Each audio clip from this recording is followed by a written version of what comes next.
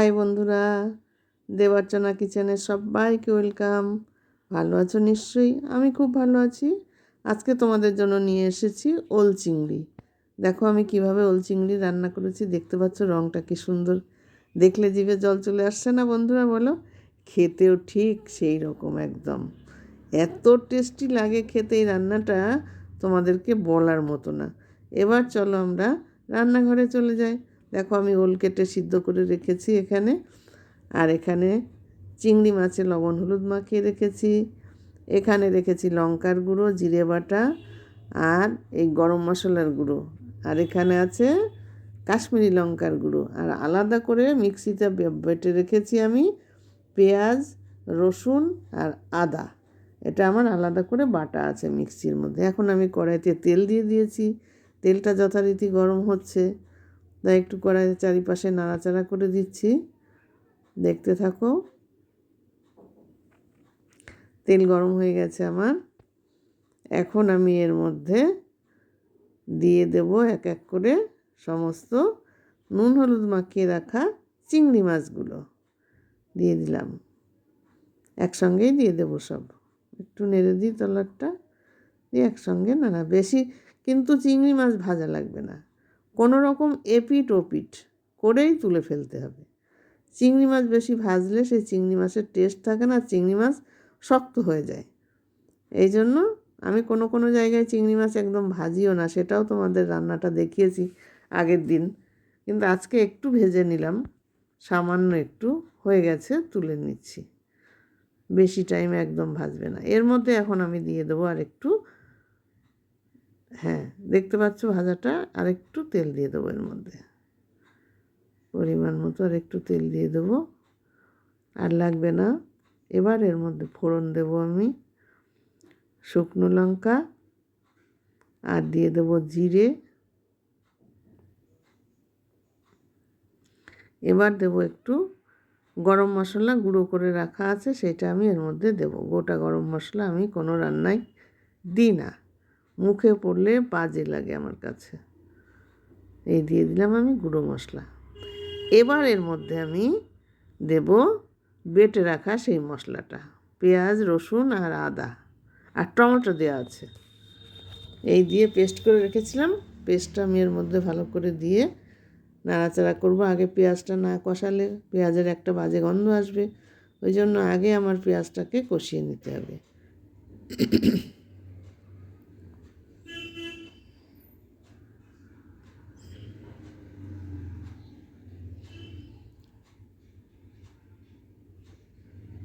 এবার আমি ভালো করে কষতে থাকবো এটা। তোমরা কেমন করে ওল চিংড়ি রান্না করো আমাকে জানাবে।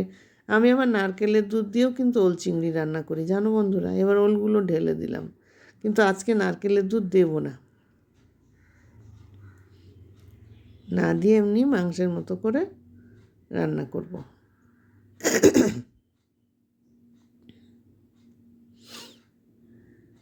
রঙটা কিন্তু বেশ সুন্দর লাগছে, তাও তো এর মধ্যে এখনও সেরকম কিছুই পড়েনি, তাও দেখো রং কত ভালো লাগছে দেখতে।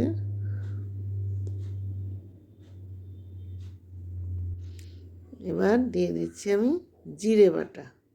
আদা তো এর মধ্যে দেওয়াই আছে, জিরে বাটা দিয়ে দিলাম, আর লাগবে না।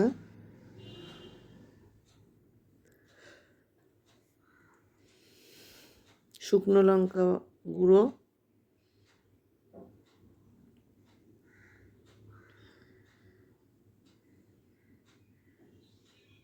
আন্দাজ মতো একটু মিষ্টি দিয়ে দিলাম।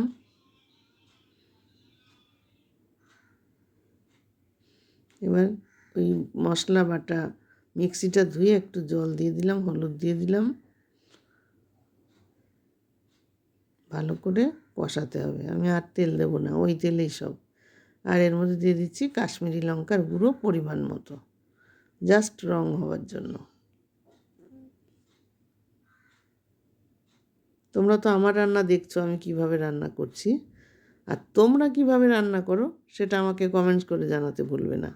আর আমার মতো এইভাবে তোমরা রান্না করে খাবে, খেয়ে ভালো লাগলে আমাকে লাইক করবে, শেয়ার করবে, কমেন্টস করবে, যেন ভুলবে না।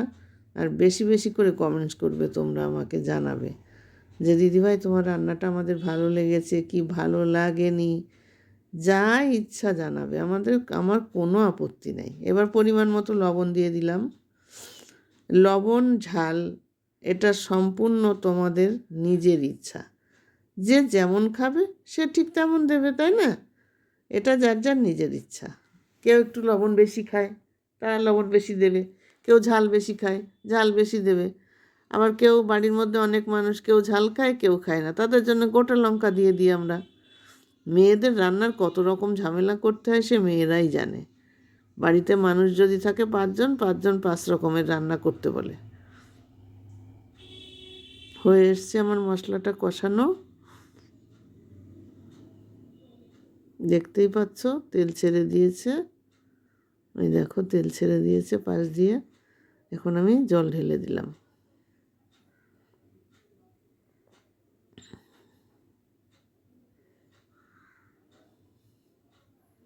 পরিমাণ মতো জল দেব, কারণ ওলটা আমি তখন পুরো সিদ্ধ করিনি, আধা সিদ্ধ করেছিলাম। পুরো সিদ্ধ করলে একদম গলে যেত, ঝোলটা সঙ্গে সঙ্গে একদম গাঢ় হয়ে যেত, আমি মশলাটা কষাতেই পারতাম না। সেই জন্য আমি আধা সিদ্ধ করেছি।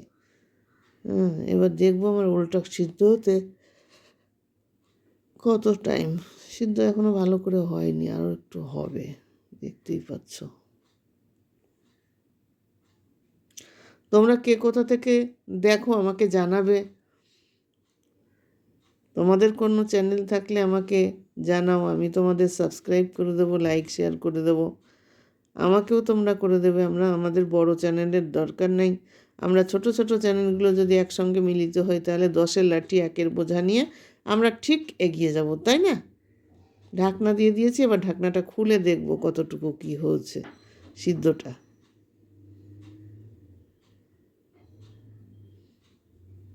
হ্যাঁ, সিদ্ধ হয়ে এসছে প্রায়। এখন আমি কি করব দেখো, রঙটা কিন্তু দেখতে দারুণ লাগছে, যাই বলো না কেন, তাই না বন্ধুরা?